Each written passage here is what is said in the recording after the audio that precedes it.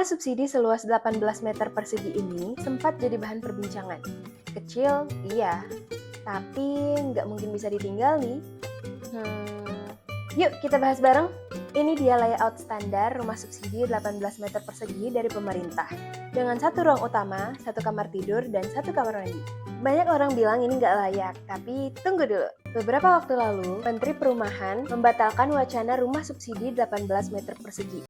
Menteri Perumahan dan Kawasan Permukiman Maruarar Sirait membatalkan wacana rumah subsidi 18 meter persegi. Beliau menyampaikan permohonan maaf dan mengakui bahwa ide tersebut kurang tepat meski awalnya dimaksudkan untuk menjawab kebutuhan anak muda yang ingin tinggal di kota dengan harga terjangkau. Tapi sebenarnya rumah sekecil itu masih bisa kok untuk ditinggali dengan nyaman asal penataannya tepat. Nah, di video ini kita bakal tunjukin alternatif desain yang bisa bikin rumah mungil tetap fungsional dan estetik. Tapi sebelum itu, yuk kita lihat dulu apakah rumah sekecil ini benar-benar nggak layak. Karena ternyata konsep micro living seperti ini udah banyak diterapkan di berbagai negara. Contoh pertama ada di Jepang. Apartemen mungil dengan satu ruang utama, dapur, dan kamar mandi udah jadi standar untuk hidup efisien di sana. Di Hong Kong bahkan ada nano flats mulai dari 15 meter persegi. New York juga menerapkan micro apartment. Bisa dilihat dari video ini. Keduanya memiliki besar ruangan yang sama, tapi rasanya beda banget kan? Yang kiri penataannya jauh lebih rapi, dan yang kanan justru sebaliknya. Jadi rumah kecil bukan berarti nggak bisa dihuni, asal perencanaannya tepat. Nah, sekarang kita tunjukin versi kami. Gimana kalau rumah subsidi 18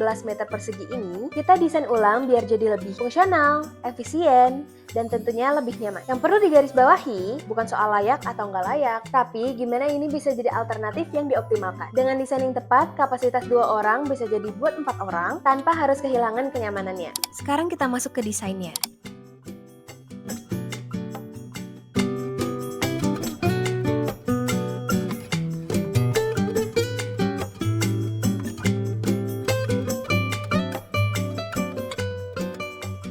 Yang pertama ada teras multifungsi.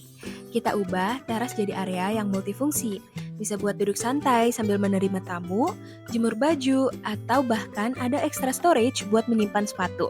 Fleksibel tapi tetap estetik. Dinding kamar yang dimundurkan. Dengan menggeser sedikit dinding kamar, ruang tengah bisa jadi lebih luas. Hasilnya, ada area kumpul bareng keluarga dan tetap ada privasi untuk kamar. Selanjutnya ada lemari multifungsi. Satu lemari bisa jadi 3 fungsi. Jadi sofa, jadi meja makan, sekaligus tempat penyimpanan. Smart furniture seperti ini bikin rumah kecil tetap lega. Dapur mungil bukan masalah. Kita tambahkan kitchen set compact yang punya meja tarik khusus untuk preparation area saat masak. Saat nggak dipakai, mejanya bisa diselipkan kembali ke dalam kabinet, jadi nggak makan tempat. Simple, space saving, dan bikin kegiatan masak tetap nyaman meski di ruang terbatas.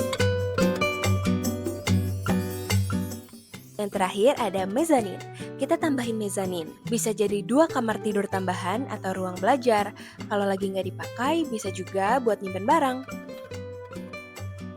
Mungkin programnya nggak harus dibatalkan, tapi yang perlu diubah adalah desain dari rumahnya. Rumah mungil seperti ini bisa banget jadi solusi nyata untuk kebutuhan tempat tinggal terjangkau di kota, terutama untuk orang-orang yang memerlukan tempat untuk beristirahat yang proper dengan budget yang minim. Kalau menurut kamu gimana? Coba tulis pendapat kamu di kolom komentar ya. Dan kalau kamu tertarik pakai jasa kami, cek deskripsi di bawah buat info lengkap dan cara untuk hubungi tim desain arsitek interior. Seperti biasa, jangan lupa klik tombol subscribe-nya, nyalain loncengnya, dan share video ini ke teman, pasangan, atau keluarga kamu yang lagi cari inspirasi rumah. Karena ruang kecil juga punya cerita yang besar. Sampai jumpa di episode berikutnya dari Cerita Ruang Kita.